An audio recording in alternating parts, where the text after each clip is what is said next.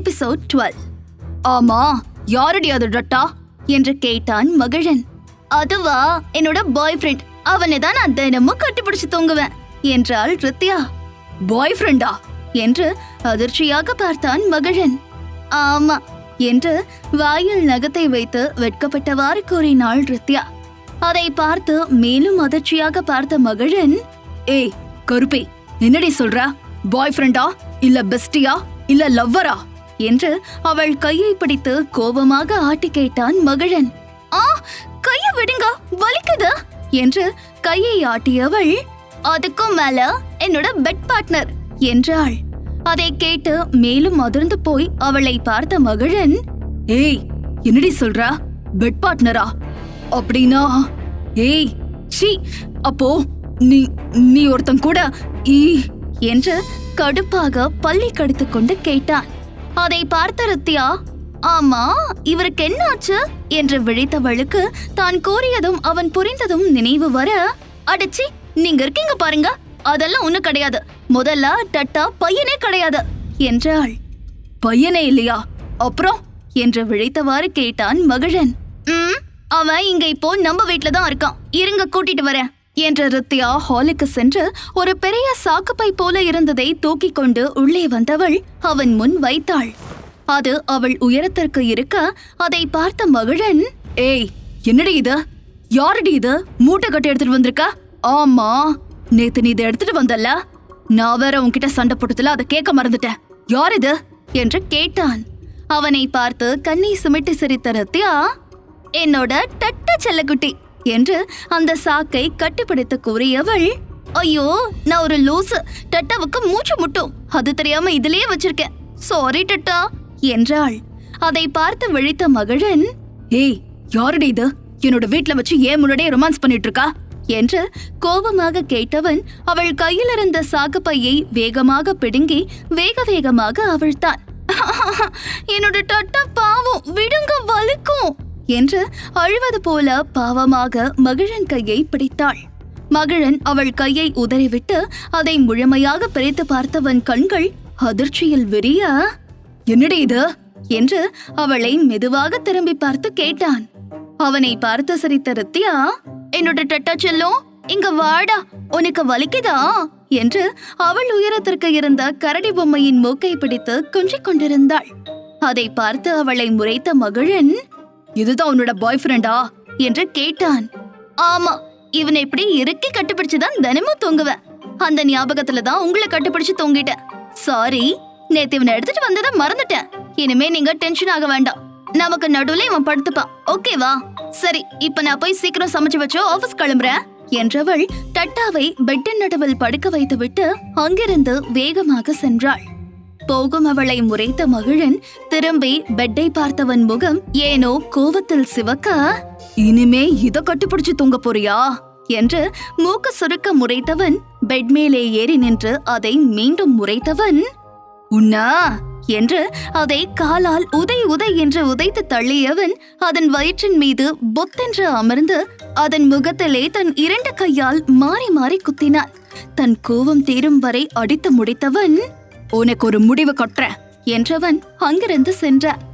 அடுத்த கொஞ்ச நேரத்தில் இருவரும் சேர்ந்தே சண்டை போட்டவாறு சமைத்து முடித்து சாப்பிட்டு ஆபீஸ் கிளம்பி சென்றவர்கள் அன்று மாலை வீட்டிற்கு வந்து இரவு தூங்க செல்ல, ரித்யா அறைக்கு சென்றவள் பெட்டில் பார்க்க மகிழன் மட்டும் படுத்து போன் பார்த்து கொண்டிருந்தான். அவனை பார்த்த ரித்யா, மகிழன் டட்டா எங்க என்று அறை முழுவதும் தேடினாள். மகிழனோ அவளை சைடில் பார்த்து உதட்டுக்குள் சிரித்தவாறு இருக்க, டட்டா அறையில் எங்கும் இல்லாமல் இருக்க, மகிழன் உங்ககிட்ட தான் கேக்குறேன், டட்டா எங்க என்று அவனை பார்த்து கேட்டாள். தெரியல, நான் பாக்கல, நான் உள்ள வரும்போதே அந்த பரதேசி இங்க இல்ல. ஒருவேளை உனக்கு கல்யாணமானது தெரிஞ்சு கோவிச்சுக்கிட்டு வீட்டை விட்டு போயிட்டானோ? இருக்கும் ரோஷக்காரன் மானஸ்த போயிருப்பான் என்று உதட்டுக்குள் சிரித்தவாறு கூறினான் மகிழன். அதை கேட்டு அவனை கண்கள் சுருங்க பார்த்த ரித்யா, நீங்க தானே அவனை எங்கேயோ தூக்கி போட்டுட்டீங்க என்று கேட்டாள். ஏய், நான் எங்கேயும் போடல, எனக்கெல்லாம் தெரியாது என்றான் மகிழன். பொய் சொல்லாதீங்க என்று வேகமாக பெட்டின் மீது ஏறிய ரித்யா மகிழன் வயிற்றல் மீது அமர்ந்தவள், ஒழுங்கா சொல்லுங்க, எங்க அவன் என்று அவனை அடித்தவாறு கேட்டாள். ஏய், நிஜமா எனக்கு தெரியாதுடி என்று சிரித்தவாறு அவள் கையை பிடித்தான். இல்ல, உங்களுக்கு தெரியும், ஒழுங்கா சொல்லுங்க, அவனை எங்க கொண்டு போய் போட்டீங்க என்று மகளன் கன்னத்தை பிடித்து கடித்தாள். ஏய் ஆ என்று கத்திய மகளன், ஏய் வலிக்குது விடுடி என்று அவள் முகத்தை பிடித்து தள்ளினான். ஆனால் அவளோ அவனை விடாது அவன் கன்னத்தை பிடித்து நறுக்கென்று கடித்து வைத்தவள் அவனிடம் இருந்து விலகி, எங்கன்னு சொல்லுங்க என்றாள் அவனை முறைத்து. தன் கன்னத்தை தடவி அவளை மூக்கு சுருங்க முறைத்த மகளன், சொல்ல முடியாது, எதுக்கடியாம உனக்கு, அதான் நான் இருக்கேன்ல என்று அவளை அப்படியே பெட்டில் தள்ளி அவள் மேல் படர்ந்தவன், சொல்லுடி எதுக்காம உனக்கு என்று கேட்டான். இவ்வளவு நேரம் அவன் மேல் தான் இருந்தபோது வராத உணர்வு இப்போது அவன் தன்மேல் வந்தபோது ஒரு மாதிரி இருக்க, அதில் இதயம் படபடவென்று துடிக்க, தன் முகத்திற்கு அருகில் இருக்கும் அவன் முகத்தை பார்த்து அவள் கருவழிகள் பட்டாம்பூச்சி போல படபடக்க, மகிழன் என்று வார்த்தை வராமல் திக்கி திணறி அவனை பார்த்தாள். அவளின் படபடக்கும் கண்ணிமைகளில் சொக்கி போய் அதில் தன்னை தொலைத்த மகிழன் அவள் முகத்தின் அருகில் நெருங்கினான். அதில் ரித்யா இதயம் படபடவென்று வேகமாக துடித்து அதில் அவளுக்கு மூச்சு வாங்கி அவள் நெஞ்சுக்குழி ஏறி இறங்க, அது மகிழனின் நெஞ்சில் மோதி அவனுக்கு ஒரு மாதிரி உணர்வு எழத் தொடங்கியது. அதில் மெதுவாக அவள் முகத்தின் அருகில் இன்னும் நெருங்கி சென்று அவளின் பட்டுப்பூச்சி போல துடிக்கும் அவள் இமை மேல் மெதுவாக தன் இதழை ஒத்தி எடுத்தான். அதில் ரித்யா தன் இமைகளை மெதுவாக மூடி அவனின் முத்தத்தை ஏற்க, வலது கண்ணுக்கு முத்தம் கொடுத்தவன் அவள் முகத்தை பார்த்தவாறே அவளின் இடது கண்ணுக்கு முத்தம் கொடுத்தவன் அவள் முகத்தை பார்த்தான். தன் கணவனின் 2 முத்தத்திலேயே ரித்யா முகம் வெட்கத்தில் ரோஜா பூ போல சிவந்திருக்க, அதை பார்த்த மகிழனின் மனம் தாறுமாறாக ஓட, மெதுவாக அவன் கண்கள் அவள் செவ்விதழை தேடியது. ரித்யாவிற்கோ அவனின் செய்கையில் தன்னை மறந்து கொண்டிருந்தவளுக்கு ஒரு பக்கம் பயமாகவும் இருந்தது. இப்போது இது சரியா என்று அதை நினைத்த மனம் அதை ஏற்கவும் முடியாமல் மறுக்கவும் முடியாமல் தவித்துக் கொண்டிருக்க, அடுத்து அவன் செய்ததில் ரித்யா கண்கள் 2 அதிர்ச்சியில் விரிந்தது. மகிழன் இதழ் ரித்யாவின் பன்னீரிதழை கவ்வியிருந்தது. அதை கொஞ்சமும் எதிர்பார்க்காத ரித்யா அதிர்ச்சியில் கண்கள் விரிய அவனை பார்க்க, மகிழனோ தன்னை மறந்து கண்ணை மூடி தன் கருப்பை இதழை சுவைத்துக் கொண்டிருந்தான். அதை பார்த்த ரித்யா கண்கள் புன்னகை பூக்க, தானும் தன் கணவனின் இதழ் முத்தத்தில் இணங்கி போனாள். சிறிது நேரம் இருவரின் இதழ் தேன் இடம் மாறிக் கொண்டிருக்க, அப்போதுதான் கொஞ்சம் சுயநினைவுக்கு வந்த மகிழனுக்கு தான் என்ன செய்து கொண்டுள்ளோம் என்று மண்டையில் உரைக்க, அதில் வேகமாக கண்ணை திறந்து பார்த்தவன் கண்முன் அவனின் முத்தத்தால் மூச்சுவிட முடியாமல் திணறிக் கொண்டிருக்கும் தன் கருப்பையை பார்த்தவன் அதில் அதிர்ந்த மகிழன் வேகமாக அவளிடமிருந்து விலகி, சாரி என்றவன் வேகமாக அறையை விட்டு வெளியே சென்றான். இங்க ரித்யாவோ தாப மயக்கத்தில் இருந்தவளுக்கு அவனின் திடீர் விலகல் சாரி எல்லாம் ஒன்றும் புரியாமல் இருக்க, விழித்தவாறு போகும் அவனை பார்த்தவளுக்கு சிறிது நேரம் கழித்துத்தான் எல்லாம் புரிய, அப்போ இது ஏதோ நிஜமா இல்லையா, அவர் என்ன மனசார ஏத்துக்கிட்டு எனக்கு முத்தம் கொடுக்கலையா என்றவள் கண்கள் கலங்க, அப்படியே படுத்துக்கொண்டவள் கண்ணில் இருந்த நீர் வர மனதில் புலம்பியவாறு அப்படியே சிறிது நேரத்தில் உறங்கி போனாள். வெளியே வந்த மகிழன், என்னடா பண்ணி வச்சிருக்க, அவ உன்னை பத்தி என்ன நினைப்பா, ஒருத்தைய லவ் பண்ணி அது இல்லாம போய் 4 நாள் கூட முழுசா முடியல, அதுக்குள்ள இவகிட்ட நான் அப்படி நடந்துக்கிட்டா அவ என்னை எவ்வளவு சீப்பா நினைச்சிருப்பா, ஆனா நான் எப்படி எல்லாத்தையும் மறந்து கருப்பிக்கிட்ட என்னால எப்படி நெருங்கி போக முடியுது என்று 4 நாட்களாக இந்த ஒரே கேள்வி அவன் மண்டையில் ஓடுகிறது. ஆனால் பதில் மட்டும் கிடைக்காமல் போக, அதே குழம்பிய மனதுடன் அறைக்கு வந்து தூங்கிக் கொண்டிருக்கும் தன் மனைவி முகத்தை பார்த்தவன் மனதிலிருந்த அனைத்து குழப்பமும் விலகி மனது லேசானது போல ஆக அவள் அருகில் சென்று அமர்ந்தான். அவள் முகத்தையே உற்று பார்த்த மகிழன் இதழ்கள் புன்னகை புரிய, எவ்ளோ குழப்பம் இருந்தாலும் உன்னோட முகத்தை பார்த்தா மட்டும் என்னோட மனசு லேசா மாறி இருக்கிற குழப்பம் எல்லாம் காணாம போயிடுது, அது எப்படி என்று கேட்டவன் குனிந்து அவள் நெற்றியில் முத்தம் கொடுத்து அவள் அருகில் படுத்தவன், எங்கடை தள்ளி படுத்திருக்கா, ஒழுங்கா எங்க வா என்று கூற, அப்போது சரியாக நன்றாக தூங்கிக் கொண்டிருந்த ரித்யா அவன் அருகில் வந்து அவனை கட்டிப்பிடித்துக் கொண்டாள்.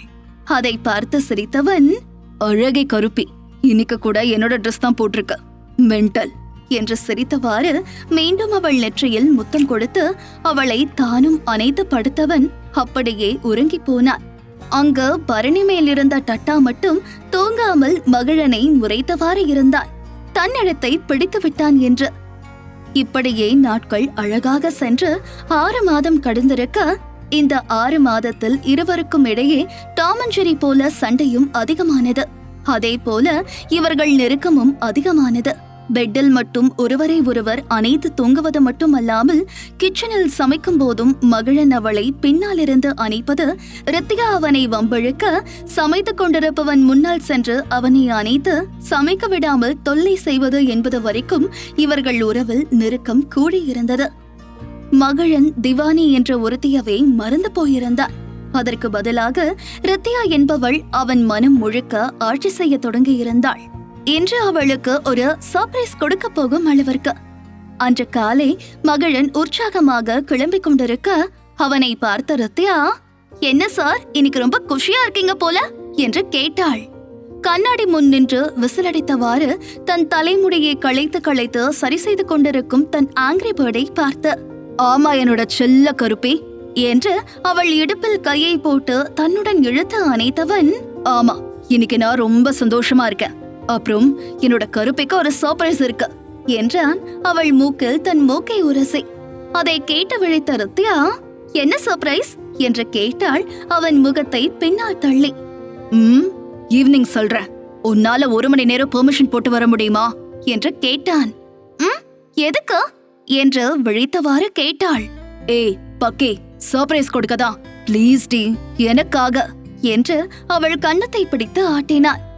உங்களுக்காக நான் ஏன் வரணும் என்று ஒற்றை புருவம் உயர்த்தி கேட்டாள். ஏய் ரொம்ப பண்ணாதடி, நான் உன்கிட்ட கேக்குறேன்னு, ப்ளீஸ் என்னோட பட்டுக்குட்டி இல்ல, கருப்பி இல்ல, வாடி என்று அவள் தாடையை பிடித்து கெஞ்சினான். சரி சரி வந்து தொலைறேன் என்றாள் அவனை முறைத்து. சரி தேங்க்யூ என்று அவள் நெற்றியில் முத்தம் கொடுத்தவன், சரி வா உன்னை பஸ் ஏத்தி விட்டுட்டு நான் கிளம்புறேன் என்றவன் அவள் கையை பிடித்து இழுத்து சென்றான். ஆ வரேன் விடுங்க என்று கத்தியவாறு அவன் பின்னால் சென்றாள் ரித்யா. அன்று முழுக்க ஆபீஸில் மகிழன் கொடுக்க போகும் சர்ப்ரைஸுக்காக மிகவும் எக்ஸைட்டடாக காத்து கொண்டிருந்தாள் ரித்யா. அப்போது மாலை அவளுடைய போன் அடிக்க அதை எடுத்து பார்த்தவள் இதழ்கள் புன்னகை புரிய வேகமாக கால் அட்டெண்ட் செய்து, ஹலோ மகிழன் என்றாள் உற்சாகமாக. ஏய் ரியா, கிளம்பிட்டியா என்று தானும் சிரித்தவாறு கேட்டான். இன்னும் இல்ல என்றாள் பாவமாக. ஏய் நான் தான் உன்னை பெர்மிஷன் போட்டுட்டு வர சொன்னேன்ல, சீக்கிரம் கிளம்பி வீட்டுக்கு வாடி என்றான் செல்ல கோவத்துடன். ஓகே ஓகே வரேன் என்று சிரித்தவாறு கூறியவள் போனை வைத்துவிட்டு, மோனி என்று தன் அருகில் இருந்த தன் தோழையை சந்தோஷமாக அணைத்து விலகியவள், மோனி மகிழன் எனக்கு என்ன சர்ப்ரைஸ் தர போறாங்க என்று கேட்டாள். எனக்கு எப்படிடி அது தெரியும், ஆனா கண்டிப்பா நல்ல விஷயமா தான் இருக்கும்னு எனக்கு தோணுது, நீ சந்தோஷமா போயிட்டு வா. ஏய் நைட்டு போன் பண்ணி என்னன்னு சொல்லு. இல்ல வேண்டாம், நீ நாளைக்கே வந்து சொல்லு என்றாள் மோனிகா.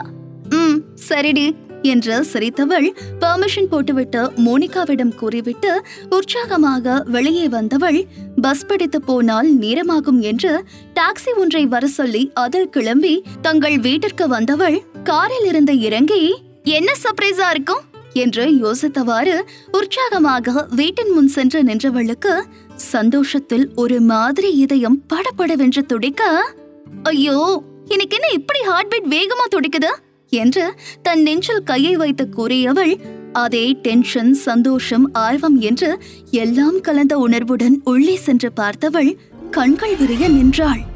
அவள் கண்முன் வீடு முழுக்க பலூன் கட்டி அழகாக டெக்கரேட் செய்து அதையெல்லாம் கலைந்து போயிருக்க அதை பார்த்து குழம்பிய ரித்யா அங்கு சோஃபாவில் அமர்ந்திருந்த மகிழனை பார்த்து புன்னகை புரிந்தவள், ஹே ஆங்கிரி பேர்ட், எதுக்கு என்ன சீக்கிரம் வர சொன்னீங்க?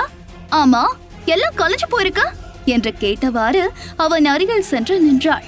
அவள் குரலை கேட்டு வேகமாக தலையை உயர்த்தி பார்த்த மகிழனின் கண்கள் கோவை பழம் போல சிவந்திருக்க அதை பார்த்து அதிர்ந்த ரத்தியா, மகிழன், என்ன இது, உங்க கண்ணு இப்படி சிவந்திருக்கா என்று அவன் கன்னத்தை தொட சென்றாள்.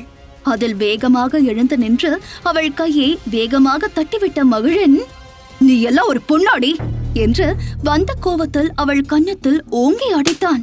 அதில் ரித்யா 2 சுற்று சுற்றி கீழே பொத்தென்று விழுந்தவளுக்கு தலையை சுற்றுவது போல இருக்க, அதில் தலையை பிடித்துக்கொண்டு மெதுவாக அமர்ந்தவள் உதட்டிலிருந்து ரத்தம் வர கன்னம் வீங்க தொடங்கியது எரிச்சலுடன். தலை கிருகிருவென்று சுற்றி தன் கண் முன் ருத்ரமூர்த்தியாக நிற்கும் தன் கணவனை தலையை சிலுப்பி பார்த்தவள், மகிழன், இப்போ எதுக்கு என்ன இப்படி அடிச்சிங்க என்று கண்கள் கலங்க கேட்டாள். அதில் அவள் அருகில் வேகமாக வந்த மகிழன் அவள் கையை பிடித்து வேகமாக தூக்கி பிடித்து நிற்க வைத்தவன், உனக்கெல்லாம் வெக்கமா இல்ல இப்படி ஒரு கேடு கெட்ட வேலையை செய்ய? இந்த மாதிரி ஒரு வேலை செய்ய வேற மாதிரி வேலை செஞ்சு பொழைக்க வேண்டியதானே என்று ஆத்திரத்தில் கத்தினான். அதை கேட்ட ரித்யாவிற்கு கோபம் தலைக்கு ஏற, வார்த்தையா பார்த்து பேசுங்க மகிழன், இல்ல உங்க மேல என்னோட கைப்பட ரொம்ப நேரம் ஆகாது. நான் என்ன செஞ்சேன்னு சொல்லாம நீங்க பாட்டுக்கு வாய்க்கு வந்தபடி பேசிட்டு இருக்கீங்க என்று தானும் கோபத்தில் கத்தினாள். என்ன செஞ்சியா? எந்த ஒரு பொண்ணும் செய்ய கூட யோசிக்கிற வேலையை செஞ்சுட்டு இவ்ளோ நாள் பெரிய நல்லவ மாதிரி பேசிட்டு நடிச்சுட்டு தெரிஞ்சிட்டு இருக்கியே, வெக்கமா இல்ல உனக்கா என்று கேட்டான். அதை கேட்டு மேலும் அவனை முறைத்த ரித்யா, என்னை பத்தி ஏதோ தப்பா புரிஞ்சு வச்சுக்கிட்டு தான் இப்படி பேசுறீங்கன்னு எனக்கு நல்லா தெரியுது. அது என்னன்னு சொன்னா அதுக்கு உண்டான பதில நான் உங்களுக்கு கொடுப்பேன். அதை விட்டுட்டு இப்படி வார்த்தையை விட்டுறது சரியில்லை சொல்லிட்டேன். நீங்க இப்படி பேச நான் என்ன அப்படி பண்ண என்று கோபத்தில் கத்தினாள்.